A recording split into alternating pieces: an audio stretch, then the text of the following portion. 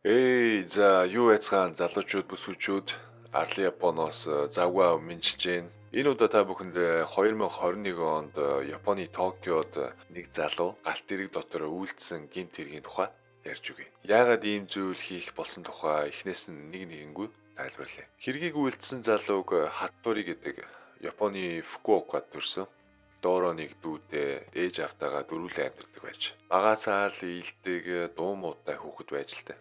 Ангийнх нь хүүхдийн ээжээс сонсоход мэд мэдээд мэнчлэхэд өөдөөс амар тийм ёс журамтай мэнжилдэг байсан гэж ярьж байж. Гэвч Хаттори бага сургуульд байх үед нь аав ээж нь салан аав нь гэрээсээ явж ээж болон дүүтэйгээ гуруулан амьдрахаар болсон. Аав явснаас хойш амьдралд ороод ч эхэлсэн байна. Тэдний амьдарч байсан гэр нь Жомондо баригдсан маш тийм хуучин гэр байж. Нэг өдөр Хаттори сургууль дээрээ байхад цүнхнээс нь Жом гарч ирсэн бөгөөд тэрнийг харсан хүүхдүүд Хатторийг одоо тийм үзэн ядаад одоо ихсэн байгаа юм л та. Ялангуяа охтууд нь түүнийг одоо дандаа муугаар хэлж дээрлэхээр болсон. Сургууль дээрээ байх нь хэцүү болж байнга дээрлэхүүлж байсан ч одоо багш болон ээжтэй энэ тухайга ярьж зөвлөлдөж чадаагүй байна. Хэсэг хугацаа өнгөрч дунд сургуульд орсон боловч энэ үедээ ч гэсэн Хатторын тийм маш тийм тайван, зөөлөн, тийм дуу муутай нэгэн байж л таа. Дунд сургуульд орсон ч гэсэн түүнийгээ тийм дарамт бол өөрчлөгдсөнгүй. Найзлах найз ч олдохгүй,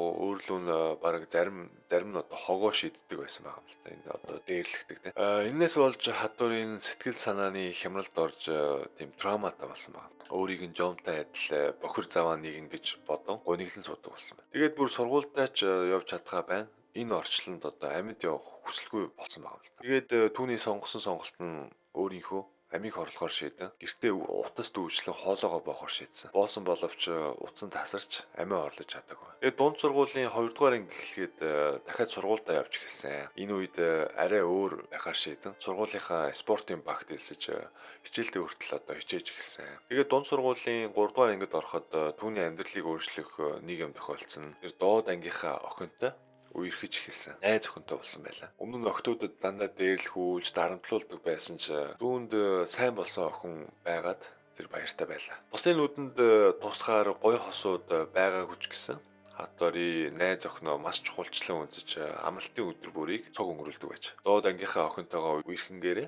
ахлах сургуульд илсэн орсон. Энэ үед тэр бусдад дээрлэхүүлэх бус олон найзтай болж тайван амар сургуультай явдаг байж. Тэгээд ахлах сургуулаа төгсөө өөрийн хүсэж байсан одоо асар хамгаалах ажилд орсон ч гэсэн ажилчтайгаа одоо тааж тохирохгүй байжгаад 6 сарын дотор одоо ажилласаа гарсан. Энэ үед 18 настай байсан тэрээр дахиад буюу 2 дахь удаага амиа орлох гэж үзсэн байна. Өөрийнхөө гарыг зүсэн ухаан алдсан ба. Тэгээд нэг сэрэгт нь тэр эмнэлэгт хүрэгдсэн байлаа. Тэр дахиад өөрийнхөө амийг орлох үед бүтлгүүцсэн бөгөөд дахиад амьд байлаа. Түүнийг сэрэхэд ээж нь болон найз охин хоёр нь түүний хажуу сууж байж. Ээжигээ харахад нэг тийм санаа зовсон шинжгүй сууж байсан. Харин найз охин санаагаа зовоон анхаарал тавьж байсан гэж ярьж байсан. Тэгээд хэдэн сар сэтгэл зүйн эмчид одоо хандан эмчлүүлж эхэлсэн ч гэсэн одоо ямар нэг тийм юм нь одоо өөрчлөгдөг байна. Үүний дараа энэ тэнд цагийн ажил олж хийж байж байгаад нэг тийм манганы кафед ажилд орсон. Манганы кафе гэхэр одоо Японы зурагтай ном байдаг. Зурагтай ном уншингаараа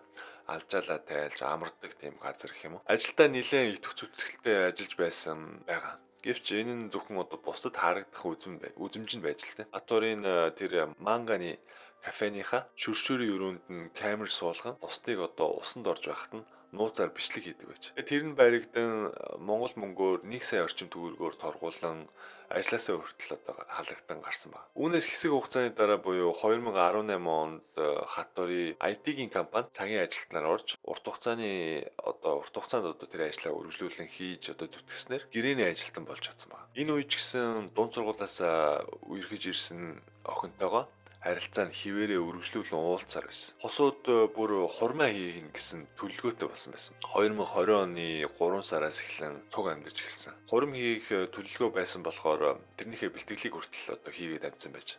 Хоёр талын эцэгийнхээ уулзуулан танилцуулж авах сүүн бүгжээ хүртэл тооцоолсон байж л та. Өмнө нь өөрт нь олон зүйл тохиолдож байсан Хатторын одоо хурмаа хийх болсон болохоор энэ үед их аз жаргалтай байж. Гэвч энэ аз жаргал нь удаан үргэлжилсэнгүй. Залуугийн 24 насны төрсөн өдрөөр нь найз охин түүнээс салахаар шийдсэн байна. Салах болсон шалтгаан нь мөнгөний боломжтой хүнтэй суумаар байна гэд салаад явсан. Уул нь хадварын тэр үед их хичээж байж л та. Хадгаламж нь одоо Монгол мөнгөөр нэг 10 сая төгрөгтэй те. Өөр ямар нэг үр байхгүй. Хасах руугаа орчоогүй байсан. 9 жил үерхсэн найз охин гинт ийм юм яриад явчгаар мань хүн одоо маш их тийм шоконд орсон байгаа юм л та. Яагаад тэгэхээр түүний ганц итгэж найдаж түшиж явсан хүн найз охин байж. Үүнээс хагас сарын дараа түүний бүр шоконд оруулсан юм болсон. Найз охиныхаа сошиал аккаунтыг шалгахад түүний нэр нь өөрчлөгдсөн байж. Дээрээс нь нэг юм бичсэн байсан. Хурмаа хийсэн гэж бичсэн байв. 9 жил хадвартай үерхчээд садаад 6 сарын дотор өөр хүнтэй суусан байлаа. Үүнээс болж мань хүн шоконд орж амьд явах утгагүй санагдаж үххийг хүсэж байж. Гэвч өмнө нь 2 удаа амиа орлох гэж үзээд бүтлгүүцсэн болохоор дахиад бүтлгүүтэн гэж бодон өөрийнхөө амийг хорлоогүй гэж байна. Энэ үед ажил дээр нь хүртэл асуудал гарсан. Хадварын интернетийн чатанд хариу өгдөг ажил хийдэг байж. Нэг үйлчлүүлэгчтэй муудалцсан асуудалд орсон. Тэгээд удалгүй өөрөө халагдах өргөдлөө өгөн ажилласаа гарсан. Үүнээс хойш түүнд хүний санаанд оромгүй бодлоод толгоонд нь эргэлдэх болж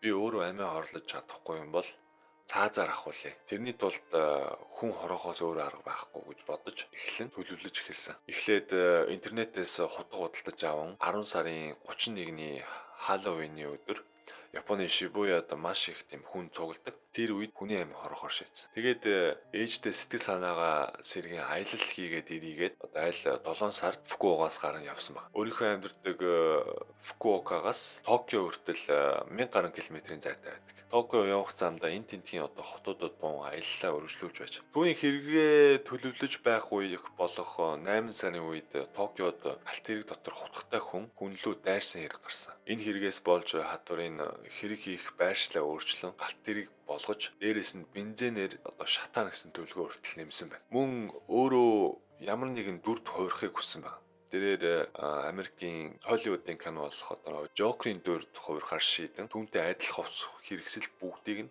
худалдаж авсан байна. Ингээд түүний бэлтгэл нь одоо хангагдсан гэж үзэн 2021 оны 10 сарын 31-ний өдөр Токиогийн Шинжку руу явах хурдны галт тэргэнд сун өврөөсөө хутаг гаргаж ирсэн. Түүнийг харсан нэг эрэхтэй хүн болохоо байлаа гэдээ одоо тий ойрлоход шууд одоо түүнлүү дайран хутгалсан байна. Галт тэргэнд байсан бүх хүмүүс одоо ойрлолтон зүгтцгааж эхэлсэн. Хадварын 3 дугаар галт тэргнээс эхлэн 5 дугаар галт тэрэг хүртэл явсан. Гэтэл 5 дугаар галт тэрэгэнд 10-аад хүн одоо гарах гарцгүй болсон зогсож байхыг хараад бензин гаргаж цацаад шатаахаар шийдсэн ба. Тэгээд бензиний цацчаад жожголкоос хахад өөрийнх нь гар нь бензин болсон байсан болохоор шатаж эхэлсэн. Тэгээд сандарсандаа жожголко одоо бензин цацсан байсан газар руугаа шийдсэн ба. Тэгээд үүнээс олж галт тэрэг нь одоо шатаж эхлэн хав хар утаагаар дүүрсэн. Хадварын 5 дугаар галт тэрэгийг шатаачаад буцаад 2 дугаар галт тэрэг орон тухлан сууж одоо тамхи татаж байсан ба. Түүнд хутгалуулсан залуу зүрхэн зогссон ч гэсэн түргэн тусламжийн ачаар амьд гарсан. Үүнээс өөр 17 хүн шатаж буй одоо галын утаанд хордон хоолоо ам нөвцсөн. Ингээд хадварын цагдаа нарт баригдан хэлэхдээ ажил болон хосын харилцаа маань бодсноор нь болоогүй бүтлгүүцсэн. Төлснөөр хүн хороож чадаагүй болохоор харамсалтай байна гэсэн. Үүний дараа түүний шүүх хурал болж түүнд 23 жилийн ял оноосон. Одоо өөрийн хийсэн гин буруу ялан эдлэн шорон сууж байгаа. За энэ удаагийн дугаарыг үзсэн та бүхэнд маш их баярлалаа. Санал сэтгэлээ хуваалцаарай. Subscribe дараарай залуусаа. Баярлалаа.